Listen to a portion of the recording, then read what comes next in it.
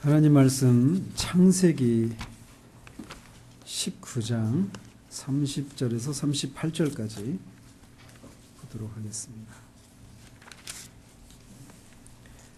창세기 19장 30절에서 38절까지 한 절씩 교독하도록 하겠습니다. 롯이 소알에 거주하기를 두려워하여 두 딸과 함께 소알에서 나와 산에 올라가 거주하되 그 두 딸과 함께 굴에 거주하였더니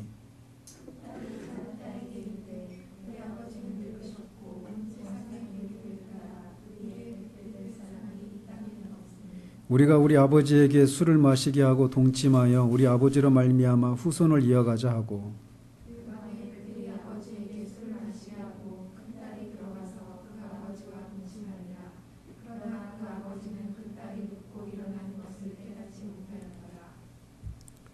이튿날 큰 딸이 작은 딸에게 이르되 어젯밤에는 내가 우리 아버지와 동침하였으니 오늘 밤에도 우리가 아버지에게 술을 마시게 하고 내가 들어가 동침하고 우리가 아버지로 말미암아 후손을 이어가자 하고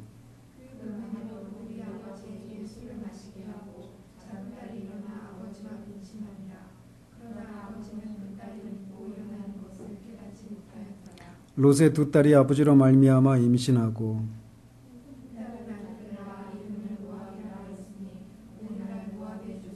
같이 작은 딸도 아들을 낳아 이름을 베남미라 하였으니 오늘날 암몬 자손의 조상이었더라. 아멘.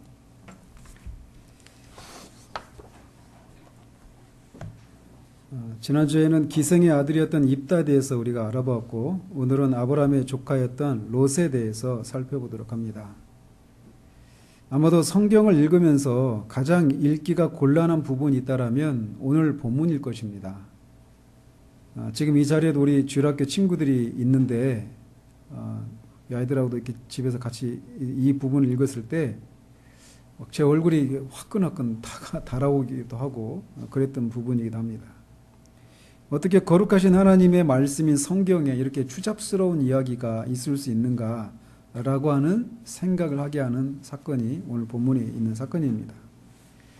그것도 오늘 제가 이 하나님의 백성들이라고 하는 이런 시리즈 안에서 롯을 언급하는 것이 과연 타당한가?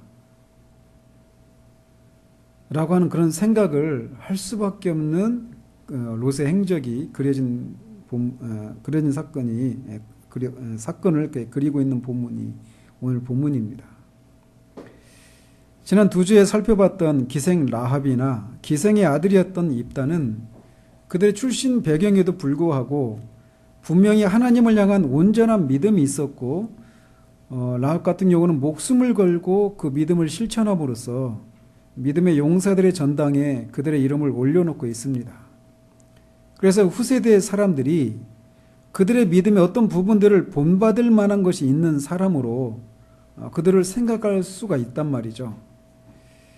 그렇지만 롯은 과연 우리가 어떻게 그의 어떤 부분을 우리가 본받을 수 있는가?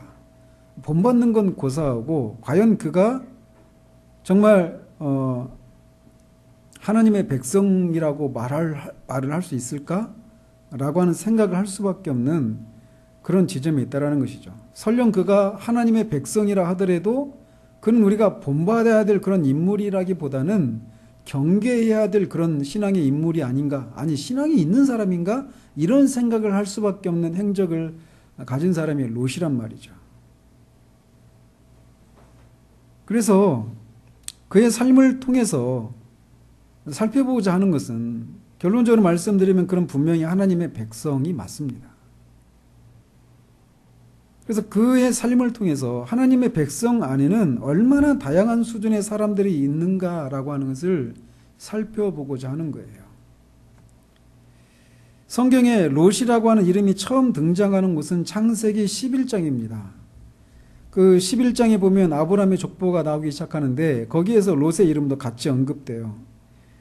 그래서 롯이 어떤 배경을 가진 사람인지를 그 11장 26절에서 32절까지 그리고 사도행전 7장에 스데반 집사가 유대인들을 향해서 했던 설교가 있는데 거기서도 아브라함이 이제 나오는 장면들이 있거든요. 갈대아 우르에서 가나안 땅으로 오는 그 두 장면들을 통해서 이 롯이라고 하는 인물이 어떤 인물인가를 이렇게 종합하면 이렇습니다. 아브라함의 아버지가 데라예요, 데라. 그런데 이 데라가 그의 고향 갈대아 우르에서 그의 나이 70에 아브람과 나홀과 하란을 낳았다. 그런데 하란은 롯을 낳았다. 이렇게 기록되어 있어요. 그리고 하란은, 이 롯의 아버지는 하란인데, 이 하란은 갈대아 우르에서 그의 아버지보다 먼저 죽었다라고 되어 있습니다.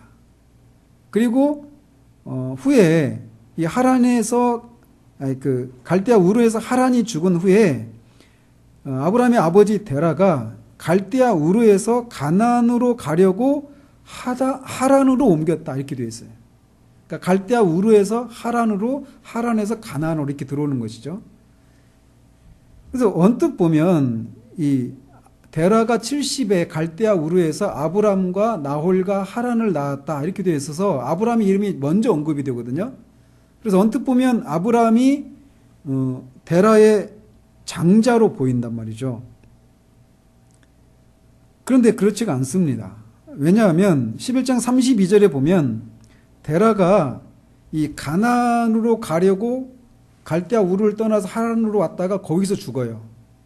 근데 거기서 죽었을 때 데라의 나이가 205살이었습니다.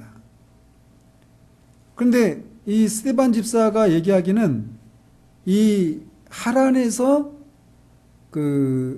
아브라함이 가나안으로 떠날 때 나이가 75세라고 그래요. 따라서 앞에서 데라가 70살에 아브라함과 나홀과 하란을 낳았다 이렇게 말했잖아요.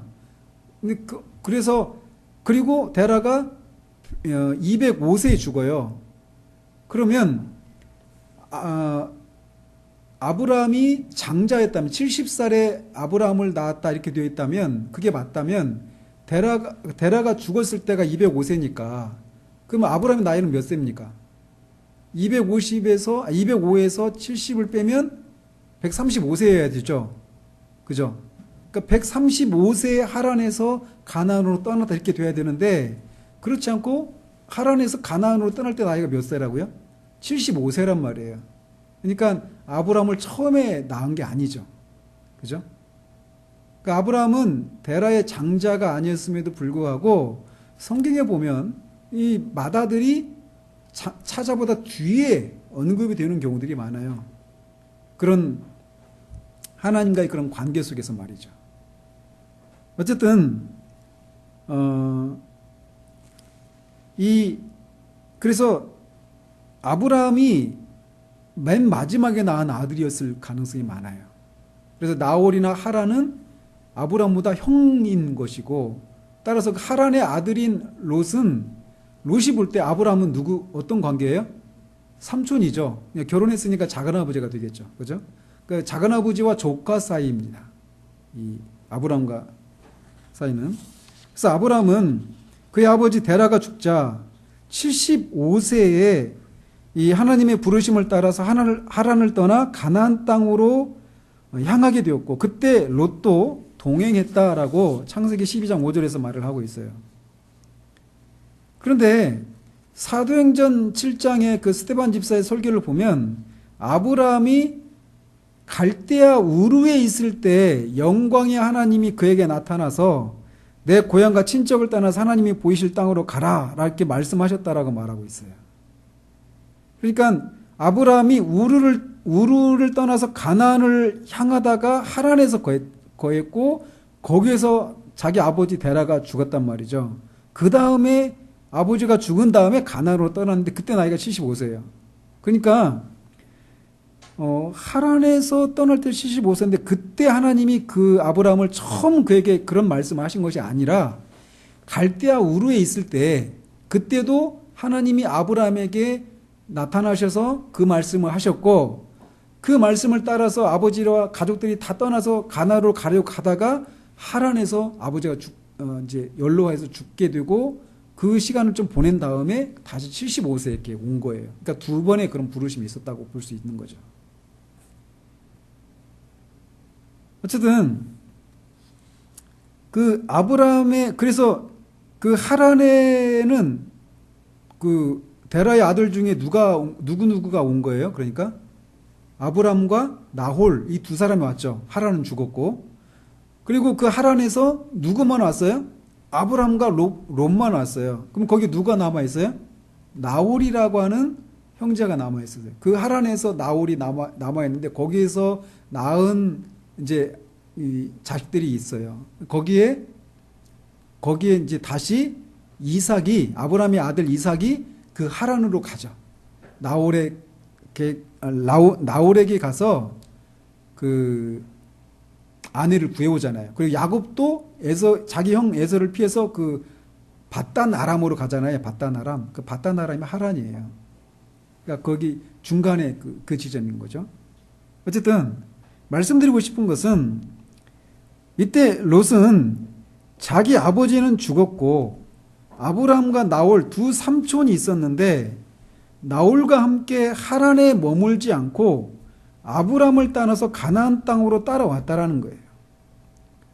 그럼 분명히 아브람으로부터 영광의 하나님이 자신에게 나타나서 자신에게 하신 약속의 말씀에 대해서 들었을 것입니다. 그렇지 않겠어요? 상식적으로? 왜 그냥 멀쩡한 잘 살고 있는데 거기를 떠나겠어요? 고대사에 그렇게 먼 거리를 이동해서 간다라고 하는 것은 위험한 일이었고 더더군다나 가나안 땅 어떤 땅인지 가보지도 않았고 그냥 하나님이 지시하신 땅인데 갈 때는 이런 연유로 간다라고 하는 얘기를 분명히 들었을 거란 말이에요. 그래서 아브라함이 하나님의 약속을 따라 믿음으로 미지의 땅인 가나안으로 떠나는 것처럼 롯도 아브라함이 하신 하나님의 약속을 따라서 그것을 믿고 아브라함과 동행한 것이에요. 그러니까 그의 출발은 매우 좋았습니다. 그리고 그것은 큰 믿음의 행보였다라고 말할 수 있어요.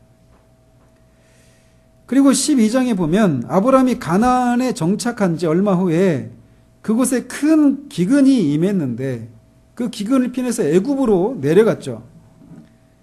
근데 애굽에 내려갔다가 이 아브라함이 자기 아내 사라가 너무 이제 아름다우니까 바로가 자기 아내를 빼앗아가면 자기를 죽일 수도 있으니까 자기 아내를 누이라고 이제 얘기하자 이렇게 말하고 바로를 속였죠.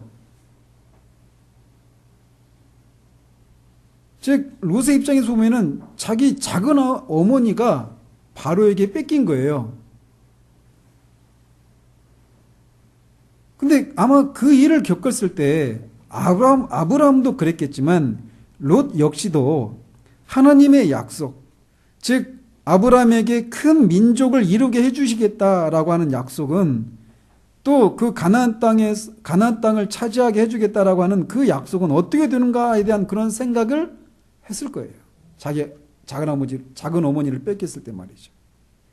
그런데 그런 위기에서 하나님의 개입하심으로 큰 위기를 넘기고 오히려 바로에게 많은 짐승과 노비를 얻고 이 13장 2절에 보면 은과 금도 많이 얻어서 큰 부자가 되어서 다시 가나안에 도착해서 그들이 처음 도착했을 때 단을 쌓았던 베델과 이 아이 사이에 도착했다라고 하는 기사를 읽게 됩니다.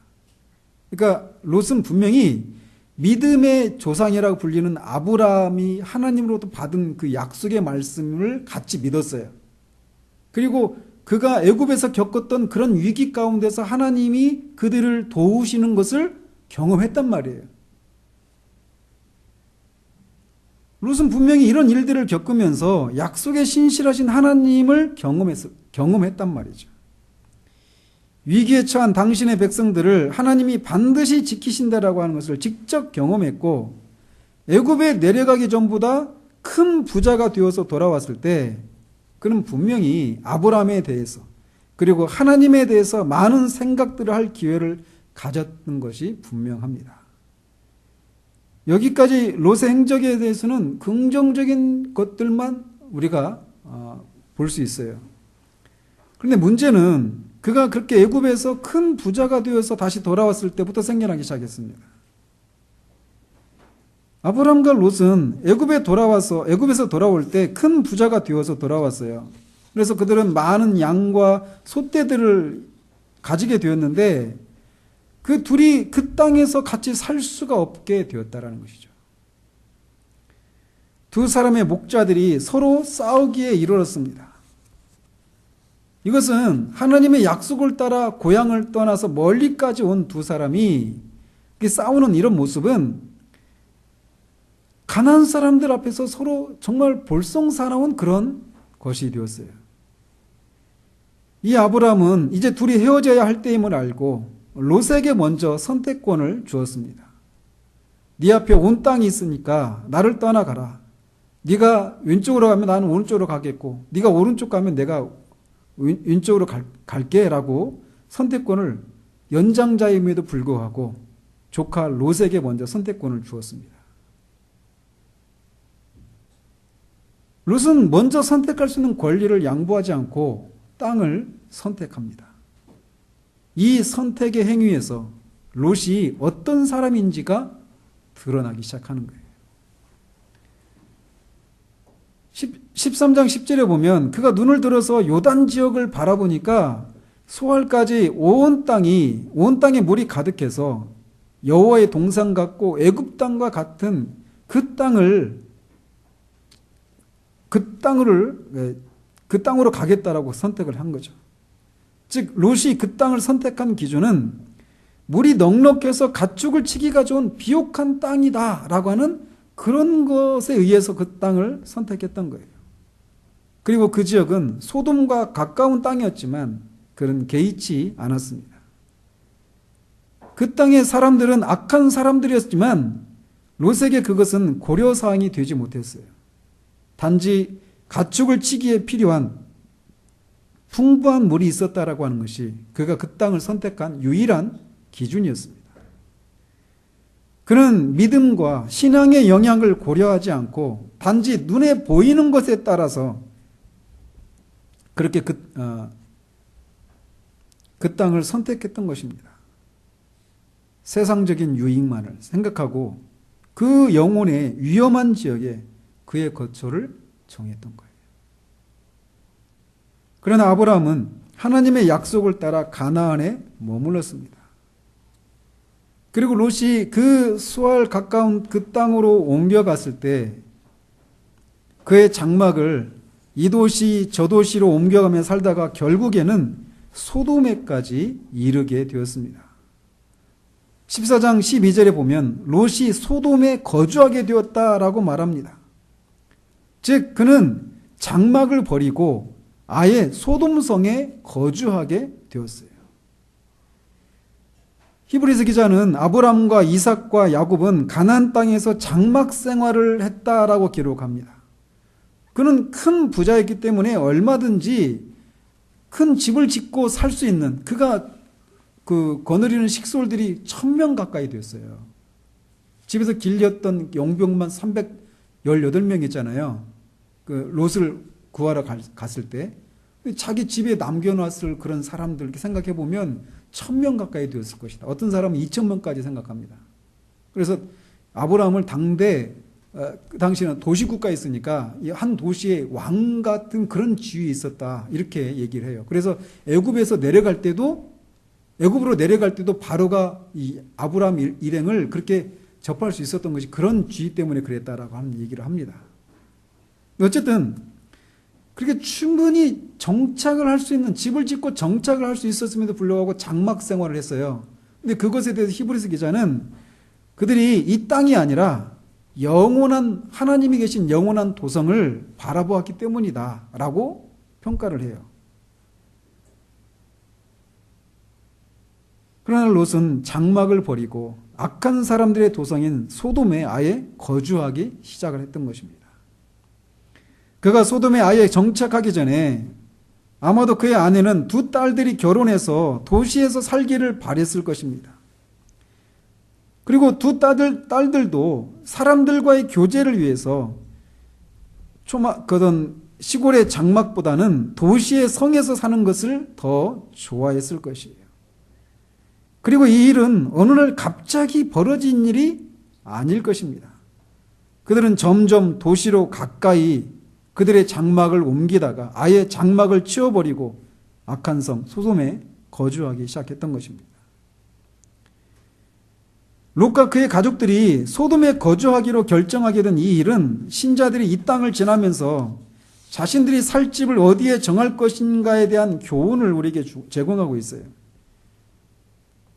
사람들이 집을, 거처를 정하는 기준은 교통이 편리한지, 아이들 교육 환경은 좋은지, 직장에 다니는 건 편한지, 그 집이 비싼지 싼지, 또는 문화생활을 누리는 데 편리한지, 이런 것들을 가지고 거주지를 정합니다. 그러나 이런 것들을 우리가 고려하긴 해야 되겠지만 그것이 우선시해야 될 기준은 아니라는 사실입니다. 우리가 머무르고자 하는 그 지역이 우리 영혼의 유익을 위해서 좋은 것인가 아닌가 라고 하는 것이 우리들이 거주지를 정하는 그런 우선적인 그런 기준이어야 한다는 것입니다. 또한 이런 원칙은 우리가 직업을 선택할 때나 학교를 선택할 때나 배우자를 선택할 때도 물론 교회를 선택할 때도 이런 기준이어야 합니다. 얼마나 많은 월급을 주는지, 내가 승진을 잘 할 수 있을지, 또 저 사람과 결혼하면 내가 안락하고 행복한 가정을 꾸릴 수 있을 것인지, 이런 것들만 우리의 선택의 기준이 되어서는 안 된다는 것입니다. 우리 영혼의 유익을 위한 것이어야 하고, 그런 영혼의 유익을 위한 것이라면 약간의 불편함도 감수할 수 있어야 되는 것이 우리들이 어떤 것들을 선택해야 될 그런 기준이어야 한다는 것입니다. 이 땅에서 우리 영혼을 지키는 것만큼 소중한 것이 없어요. 그러나 롯은 에서가 팥죽 한 그릇에 장자의 명분을 팔아버렸던 것처럼 자신의 이 선택이 어떤 불행한 일을 초래할 줄 모르고 눈앞에 보이는 그런 유익들을 쫓아서 그런 선택을 하고 뒤에서 전개되는 그런 악한 삶이 이어지게 되는 것을 보게 됩니다. 어쨌든 롯은 이제 소돔에 아예 정착을 하기 시작했어요. 그런데 소돔을 비롯한 주변 이 5개의 왕들은 엘람 왕 그둘라오멜에게 식민 지배를 받다가 그들을 배반합니다. 그러자 엘람 왕이 이 다른 세 나라와 연합해서 소돔의 동맹국들을 침략해서 소돔 동맹국들을 물리치고 많은 재산과 사람들을 빼앗아 가는데, 그때 롯도 그 가족과 함께 재물을 빼앗기고 포로로 잡혀가게 되었습니다. 이 소식을 들은 아브라함은 자신의 집에서 기르던 용병과 아넬과 에스글과 마므레라고 하는 사람들과 동맹을 맺어서 이 그돌라오멜 연합군을 물리치고 빼앗겼던 재물과 롯과 부녀와 친척들을 다시 찾아왔습니다. 이 소돔에서 포로로 재산을 다 뺏기고 포로로 잡혀갔던 이 일을, 그리고 그럼에도 불구하고 자신의 삼촌 아브라함이 자신을 구해주는 이 일은 롯으로 하여금 다시금 아브라함에게로 돌아가서 이 땅이 아니라 영원한 것을 바라는 삶을 살 수 있는 기회였지만, 우리는 그가 아브라함과 같이 살게 되었다 이런 얘기가 아니라 그가 여전히 소돔에 머물렀던 것을 우리는 보게 됩니다. 너희가 어찌하여 매를 더 맞으려고 패역을 거듭하느냐. 온 머리는 병들었고 온 마음은 피곤하였으며 발바닥까지 머리까지 성한 것이 없이 상한 것과 터진 것과 새로 맞은 흔적뿐이거늘 이라고 이스라엘을 통해서 하나님 말씀하셨는데, 롯은 그렇게 이런 일들을 통해서 하나님께서 그의 영혼을 고치시기 위해서 허락하신 기회로 그거를 삼지 못하고 다시 그 악한 땅 소돔에 가서 살게 되었습니다. 마땅히 결단을 하고 영혼의 유익을 위한 것으로 대가를 치르면서라도 돌아왔어야 했지만 그는 그 순간에도 그 기회를 저버리고 말았어요. 이게 창세기 14장까지 일어나는 일인데, 이 사건 후에 또 롯이 등장하는 것은 오늘 본문인 19장에서부터입니다. 그 앞에 18장에서 아브라함이 이 자신에게 찾아온 손님들을 맞이했는데 그 손님들이 하나님이셨어요. 그리고 천사들이었는데 이제 구약의 이 성육신하시기 전에 그리스도가 이 땅에 오신 모습으로 얘기를 하죠. 근데 두 천사가 이제 하나님이 아브라함에게 말씀하시잖아요. 소돔을 심판할 것이다. 근데 아브라함이 막 기도하잖아요. 하나님이 그 의인과 함께, 불의한 자들과 함께 의인들을 죽이시는 것이 정당하십니까? 우주의 심판자로서. 그러면서 45명, 40명, 30명, 20명, 10명까지 막 이렇게 낮추면서 그런 그 10명의 의인만 있어도 소돔을 멸하지 않겠습니까? 이렇게 얘기하자. 그렇게 하겠다라고 하시면서 이제 19장으로 넘어오는 거예요. 그리고 그때 왔던 두 천사가 이제 소돔성을 심판하기 위해서 저녁에 소돔에 도착하는데 롯이 그때 소돔 성문에 앉아 있다가 그들을 자신의 집에 손님으로 맞아들였다라고 기록하고 있어요. 이 두 천사가 저녁 때 소돔성에 도착했는데 그것은 소돔의 악의 어둠을 상징하는 것이라고 할 수 있습니다. 우리 주님은 구원자로서 어둠에 처한 이 세상에 빛으로 오셨지만 이 두 천사는 죄로 인해 어둠 가운데 있는 소돔성을 심판하기 위해서 소돔을 방문했습니다. 근데 롯이 그때 성문에 앉아 있었다라고 말하고 있어요. 신명기나 여호수아나 열왕기 하나, 느헤미야, 시편, 잠언 이런 여러 구절들을 보면 고대 사회에서 성문은 재판을 하는 곳이었어요. 그리고 상업상의 어떤 거래를 하는 장소이기도 했고 공적인 소식을 전달해 주는 장소이기도 했고 사교의 장소이기도 했습니다. 따라서 성문에는 언제나 사람들이 막 붐볐는데 롯이 그곳에 앉아 있었다라고 하는 것은 그가 이 지도층 인사로서 그곳 거민들에게 상당한 영향을 미치고 있었다라고 하는 것을 추측해 줍니다. 그는 이제 그곳에서 소돔에서 지도급 인사로 정착하고 있었던 것을 성문에 앉아 있었다라고 하는 사실을 통해서 우리가 볼 수 있는 거예요. 롯이 얼마나 오랜 기간을 소돔에 정착했는지는 모르지만 밖에서 들어온 처지였던 롯이 그 성에서 유력한 위치에 있었던 것을 보아서 어느 정도 시간이 흘렀을 것으로 추정이 됩니다.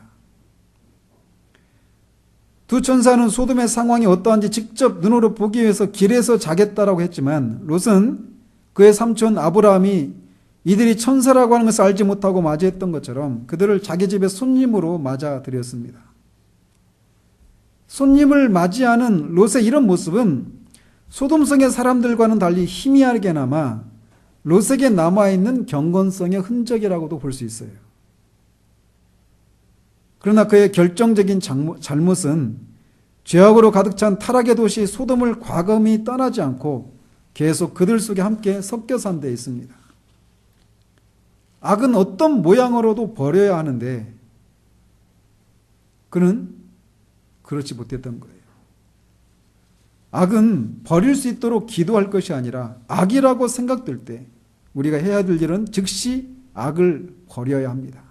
그러나 그는 그걸 하지 못했어요. 롯이 두 천사를 그의 집에 손님으로 들이자 정말 상상을 초월하는 악한 일들이 벌어졌습니다. 그 성에 늙은이나 젊은이 할 것 없이 원근의 모든 남자들이 두 천사와 동성애를 하기 위해서 롯의 집에 모여 그 집을 애워쌌습니다. 동성애를 하다라고 하는 단어가 영어로 소돔인데 여기서 나오는 거예요. 이 소돔에서 나오는 거예요. 사돔이. 원문에는 소돔성의 모든 남자들, 늙은이나 젊은이나 모든 남자들이 몰려왔다라고 말하고 있습니다.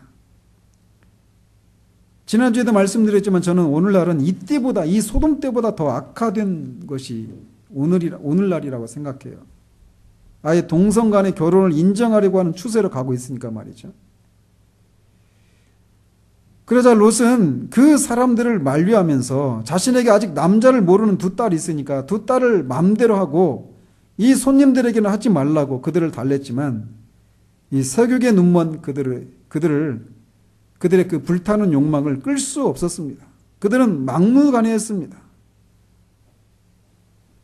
이게 소돔성이 심판을 받았던 결정적인 원인이에요.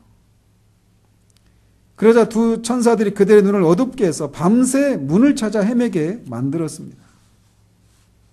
그러면서 롯에게 말하기를 소돔에 대한 부르짖음이 여호와 앞에 크므로 여호와께서 소돔을 멸하기 위해서 자신을 보냈다라고 자신이 온 이유들을 말하면서 롯의 가족들을 성 밖으로 피신시키라고 말을 합니다. 소돔에 대한 부르짖음이 여호와 앞에 크다라고 하는 것은 창세기 4장 10절에서 하나님께서 가인에게 내 아우의 핏소리가 땅에서부터 내게 호소한다라고 하셨던 것처럼 소돔의 악이 너무나 커서 그들에게 하나님의 공의로운 심판을 하실 것을 호소하는 것을 말합니다. 누가 호소한다는 것일까요? 소돔이, 그리고 의인이. 이 소돔성의 의인이 누구입니까?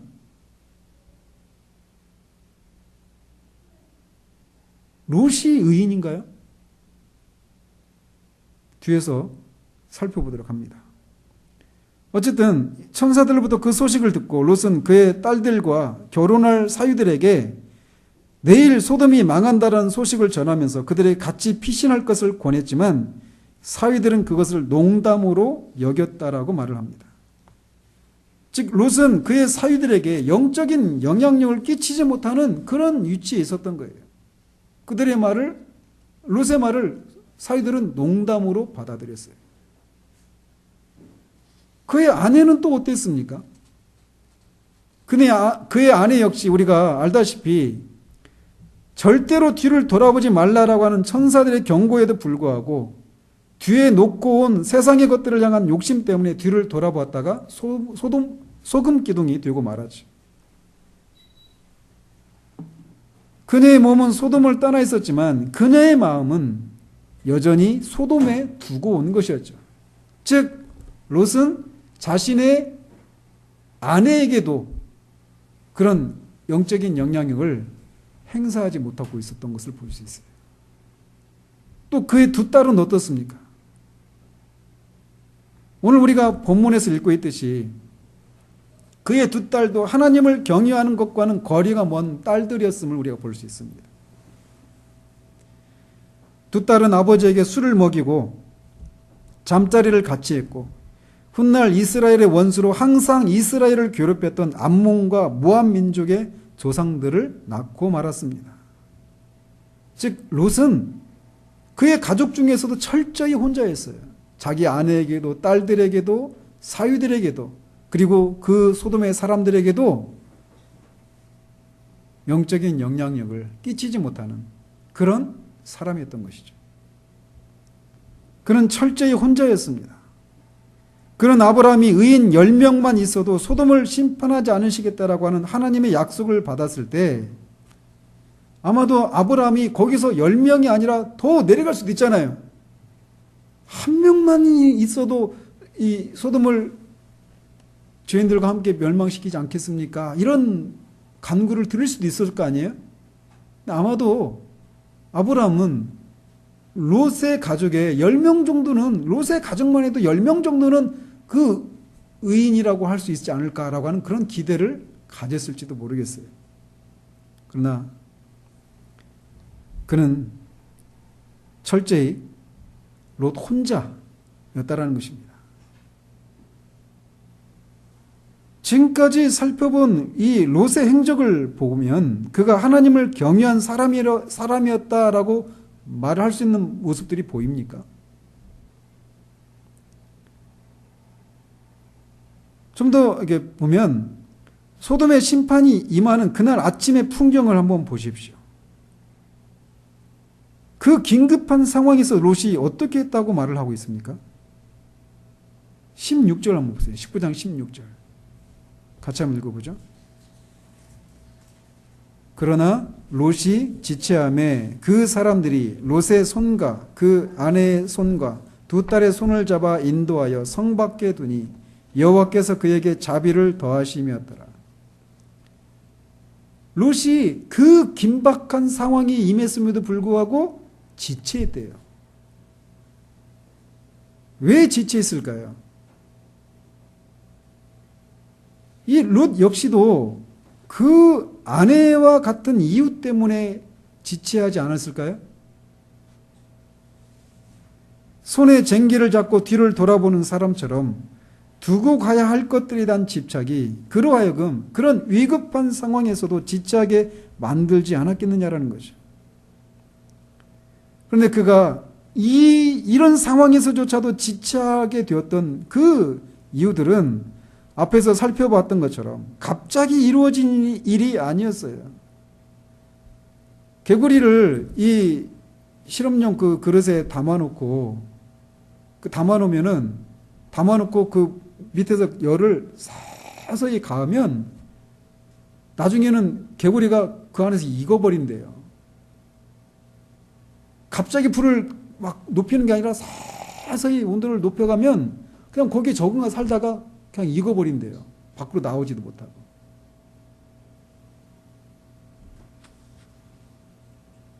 즉 롯은 영혼의 유익을 위한 선택이 아닌 다른 이유들로 선택한 그 삶에 점점 익숙해져 감에 따라 그의 영혼이 그 위급한 상황에서까지도 지체하게 되는 상황이 벌어졌던 것입니다. 그리고 오늘 읽었던 그 사건들이 그의 마지막 행적이에요. 그의 마지막 그 다음의 행적은 기록에 남아있지 않습니다. 그가 언제 죽었는지 어디서 죽었는지 나와있지 않아요. 지금까지 그의 행적을 간략하게 우리가 살펴본 바에 따르면 과연 롯은 하나님의 백성들이라고 하는 시리즈에 등장할 수 있는 인물이라고 할 수 있을까요? 아마도 롯의 경우는 죽었을 때 사람들로 하여금 그가 과연 구원을 받은 사람인지 아닌지 확실하지 않아서 남겨진 사람들이 불안해하는 그런 사람의 전형이 아니겠습니까? 그래서 그가 살아생전에 신앙과 관련된 어떤 지푸라기 같은 그런 어떤 조각이라도 애써서 찾아내야만 하는 그런 전형적인 인물이 아닌가라는 거죠.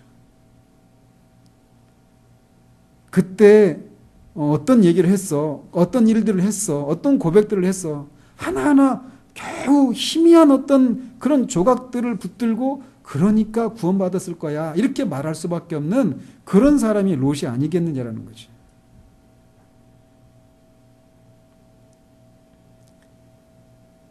특별히 우리같이 구원받은 신앙에 대해서 어떻게 하든지 성경적인 기준에 따라서 판단하려고 하는 성향이 강한 사람들이 볼 때 롯의 이런 행적을 보고 과연 그가 하나님의 백성이라고 혹은 의인이어서 아브라함의 강구를 따라 살아났다고 말할 수 있을까?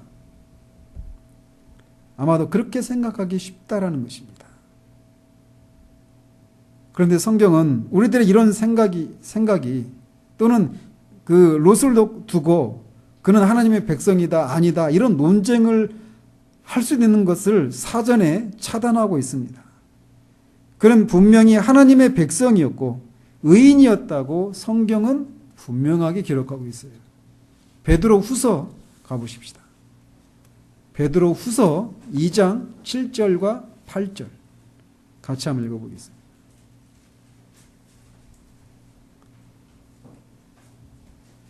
베드로후서 2장 7절 8절 같이 읽습니다. 무법한 자들의 음란한 행실로 말미암아 고통당하는 의로운 롯을 건지셨으니 이는 이 의인이 그들 중에 거하여 날마다 저 불법한 행실을 보고 들으므로 그 의로운 심령이 상함이라. 사도 베드로는 롯을 의로운 롯이라고 말하고 있습니다. 그는 비록 악한 땅 소돔에 살았지만 그는 날마다 그 사람들의 무법하고 음란한 행실로 말미암아서 고통을 당했다라고 말을 하고 있어요. 그는 악한 사람들과 같이 살고 있었지만 그 자신은 악하지 않았던 것입니다. 그는 마치 이스라엘의 가장 악한 왕인 아합 당시의 오바댜와 같은 사람이었고 북이스라엘의 악한 왕의 기준이었던 여로보암의 아들 아비야와 같은 처지였어요. 물론 경건의 정도에 있어서는 그들과 동일한 것은 아니었지만 지위에 있어서는 그렇다라는 것입니다. 롯은 아브라함과 같은 정도의 의로운 사람은 아니었지만 소돔 사람들에 비해서 의로운 사람들이었고 하나님께서 구원하실 정도의 의로운 사람이었던 것입니다. 그는 소돔 사람과 심지어 자신의 가족들에게조차도 영향력을 발휘하지 못하는 사람이었지만 그럼에도 불구하고 그는 의로운 사람이었다라고 말을 해요. 자, 이 부분에서 우리는 한번 돌아보십시다. 우리는 롯을 보면서 롯 굉장히 그의 신앙에 대해서 굉장히 냉소적인 이 가치를 폄하하는 그런 시각으로 바라보기 쉬워요. 근데 우리는 어떻습니까? 우리는 우리 가족들에게 우리 주변에게 어떤 영향력을 끼치고 있습니까? 그런 시각으로 보면 롯을 우리가 그냥 냉소적으로 이 사람의 이런 행적들을 보면 그는 의인이라고 말할 수 없어. 하나님의 백성이라고 말할 수 없어. 이렇게 생각하기 쉬운데 우리를 보자고요.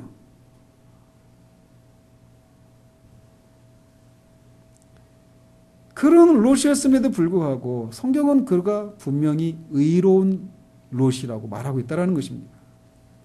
그러면서 그가 의로운 롯이라고 하는 것을 무엇을 가지고 말을 하고 있느냐면 날마다 그 성사람들의 불법한 행실을 보고 들으면서 그의 의로운 심령이 상했다라고 말을 하고 있습니다.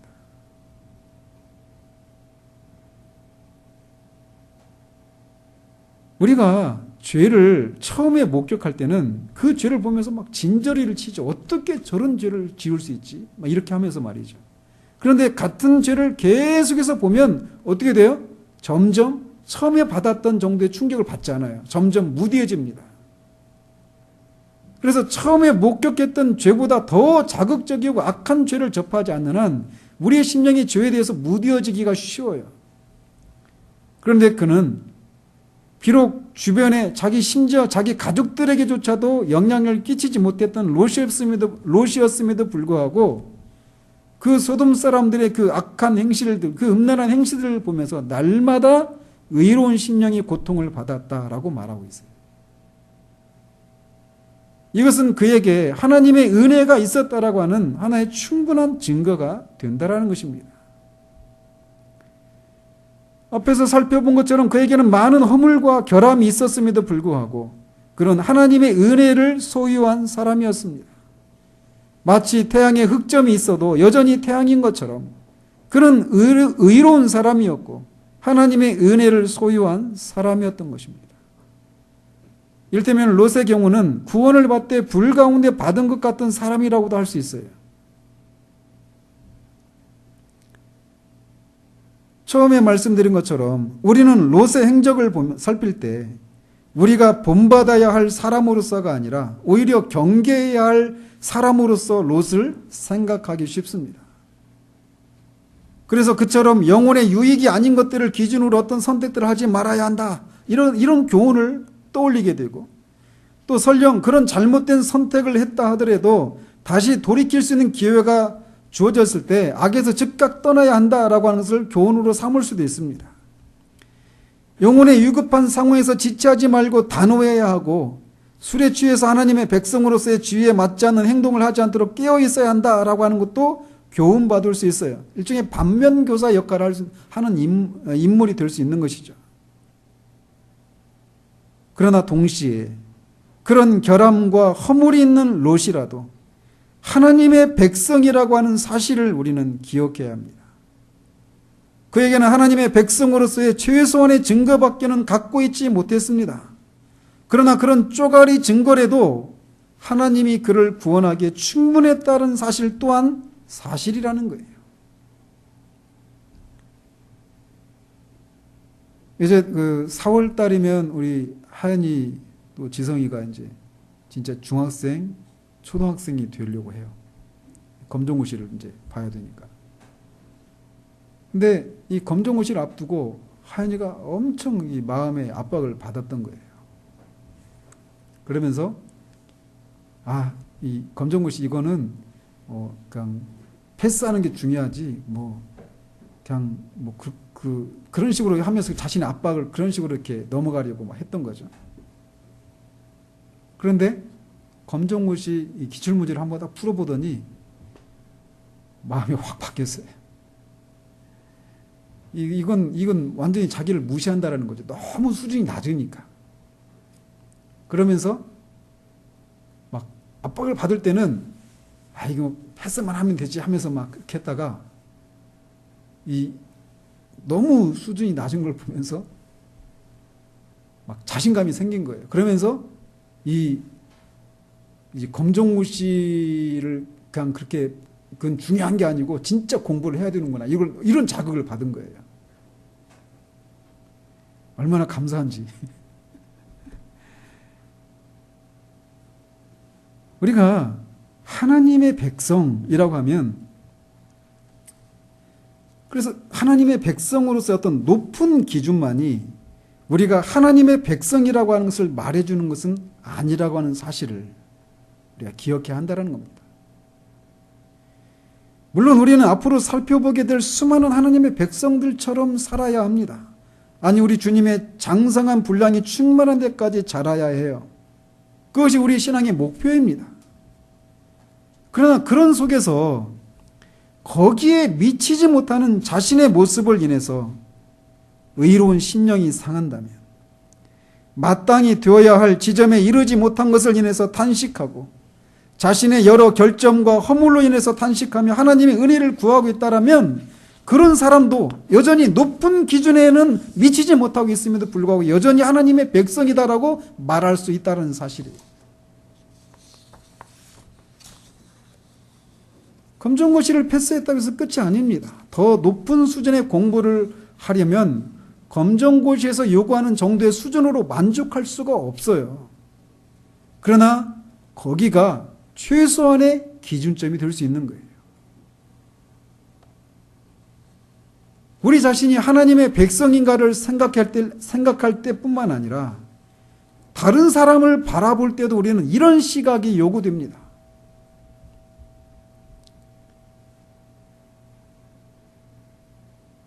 제가 개인적으로 좋아하는 목사님 중에 존 라일이라고 하는 목사님이 계신데, 그분의 요한복음 강해를 처음 읽었을 때 그분에게서 발견한 것이 저는 이거였어요.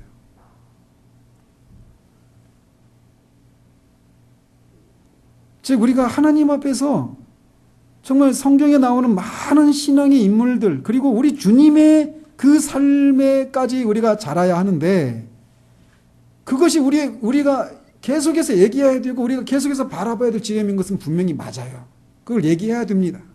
그런데 그걸 얘기하다가 자칫 우리가 하나님이 근심하게 하지 않는데 우리가 그 사람들을 근심하게 하게 하는 일들을 할 수 있다는 거예요.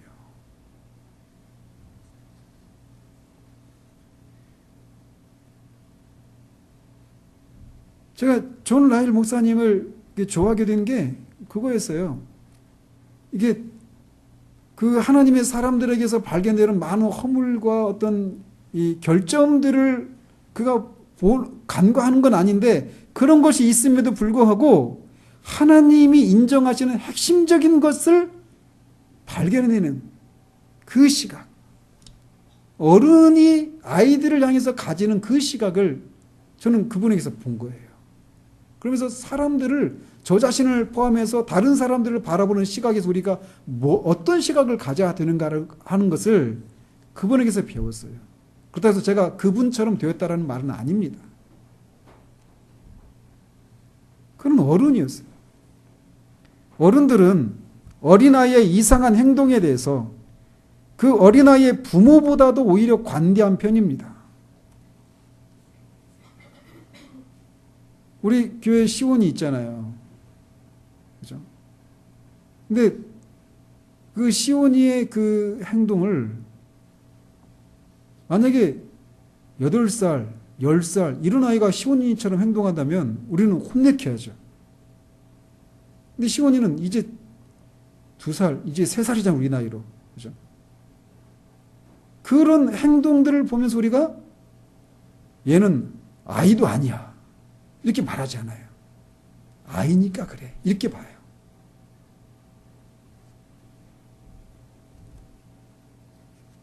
시간이 지나면서 우리는 사람을 바라보는 시선이 그런 면에서 달라져야 합니다. 구원받은 사람의 기준이나 우리가 마땅히 도달해야 할 지점을 낮춰야 한다는 것이 아니라 하나님이 무엇을 보시는지 볼 수 있어야 한다는 것입니다. 그래서 하나님이 많은 결점과 허물이 있는 사람임에도 불구하고 이렇게 롯에게서 날마다 그 불법하고 음란한 행실을 보면서 겨우 자신의 심령이 상하고 그것 때문에 하나님 앞에 부르짖는 그런 것밖에 할 수 없고 주변에 가장 가까운 가족들에게조차도 영향을 끼치지 못하는 그런 롯이었음에도 불구하고 그 행위를 보시고 의로운 롯이라고 불렀던 것처럼 우리가 우리 자신을 또 다른 사람을 바라보는 시각에서 그런 시각들이 우리에게 요구된다라는 거예요. 그런 시각 아래에서 우리가 쉼을 누릴 수 있는 것입니다. 그래서 저는 이 시간에 하나님의 백성과는 거리가 멀 것 같은 근친상간 당한 롯을 살펴보고 있는 겁니다. 이렇게 허물이 많은 롯이라도 그는 의인이었어요. 그리스도 예수 안에서 우리 자신의 수많은 결점과 허물과 내놓을 것이 없는 누추한 우리들이라고 하더라도 우리가 오직 예수 그리스도만을 우리의 구원의 근거로 믿고 있다면 마땅히 도달해야 할 지점에 도달하지 못하고 실패하고 때로는 무디어지기까지 하는 우리들의 모습을 인해서 마음을 상해한다면 그것은 우리가 하나님 안에 있다라고 하는 충분한 조건인 거예요. 그러므로 바울이나 아브라함이나 모세와 같은 사람이 아니어서 꽃처럼 향기 나는 그런 삶이 아니어도 이런 몇 가지 것들로 인해서 우리가 하나님 안에 있다는 사실을 아는 것에서 오는 은혜로 인해서 우리는 더 높은 삶을 향해 달려갈 수 있는 거예요. 내가 검정고시조차 패스할 수 없는 사람이구나, 그런 실력을 가진 사람이구나 생각할 때는 그 이상의 삶을 살려고, 그런 공부를 하려고 감히 마음을 품지 못해요. 그런데 그 낮은 기준이 무엇인가를 알고 내가 그 정도는 되는구나 라고 하는 것을 알 때 그보다 더 높은 수준의 공부를 할 수 있는 것처럼 그리스도 안에서 우리가 많은 허물과 결점이 있고 아직도 마땅히 도달해야 될 지점에 도달하지는 못했지만 그 목표 지점을 향해서 출발할 수 있는 그 출발선에, 최소한 그 출발선에는 서 있는 사람이구나라고 하는 것을 인식할 때 우리는 그 출발선보다 더 높은 지점의 삶을 향해서 갈 수 있는 힘을, 위로를 거기서 얻는다라는 거예요. 하나님은 우리를 그렇게 보십니다. 많은 허물과 결점과 마땅히 도달해야 될 그 지점에까지 이르지 못한 우리들을 보면서 이런 너를 보니 너는 아니다, 이렇게 보시지 않는다라는 거예요. 그리스도 안에서. 그게 우리가, 하나님이 우리를 바라보시는 시각이고 그 시각으로 우리가 주변 사람들을 볼 수 있어야 돼요. 그 시각이 우리로 하여금 쉼을 누리게 합니다. 그리고 더 높은 삶을 향해서 달려가고자 하는 소망을 불러일으키는 거예요. 롯은 이 근친상간을 당한 롯도 분명히 하나님의 사람이었습니다. 기도하겠습니다. 하나님 아버지, 사람을 바라보는 그런 시각들의 변화들을 하나님 허락해 주시옵소서. 정말 하나님의 백성들의 그 명단에 오를 수 없을 것 같은 이 롯의 이런 모습 속에서 하나님이 찾아내시고자 하시는 것들을 찾아내셨습니다. 그가 악한 사람들 속에서 살았지만 그가 악하지 않았고 그가 비록 가족들에게조차도 그의 영향력들을 끼치지 못하는 단지 혼자 끙끙대며 그 불의하고 음란한 현실들로 인해서 마음을 상해하는 것에서 불과했던 삶을 살았지만 하나님은 바로 그 심령이 하나님이 기뻐하시고 찾으시는 심령이었음을 보시고 그를 의로운 롯이라고 불렀던 것처럼 하나님이 그리스도 안에서 우리들의 모습을 그런 시각으로 보신다는 사실들을 우리가 기억할 수 있도록 도우시옵소서. 마땅히 도달해야 될 지점에 도달하지 못한 우리들, 많은 허물과 연약함이 있는 그런 우리들임에도 불구하고 우리가 그 지점을 향해서 출발할 수 있는 지점에 서 있는 사람들이라는 것, 아직도 갈 길은 멀지만 하나님의 은혜로 말미암아 그리스도를 통해 그 길을 떠날 수 있는 길에 서 있는 사람들이라는 사실들을 보시고 우리를 그렇게 보신다는 사실들을 기억하고 우리가 다시금 위로를 얻고 우리가 마땅히 도달해야 될 그 지점을 향해서 달려나갈 수 있는 우리들 될 수 있도록 도우시기를 원합니다. 그 시각으로 우리를 바라볼 뿐만 아니라 다른 사람도 바라볼 수 있어서 정말 그 안에서 쉼을 누리는 그런 우리들 되기를 소원하옵고 우리 주 예수 그리스도 이름으로 기도합니다. 아멘.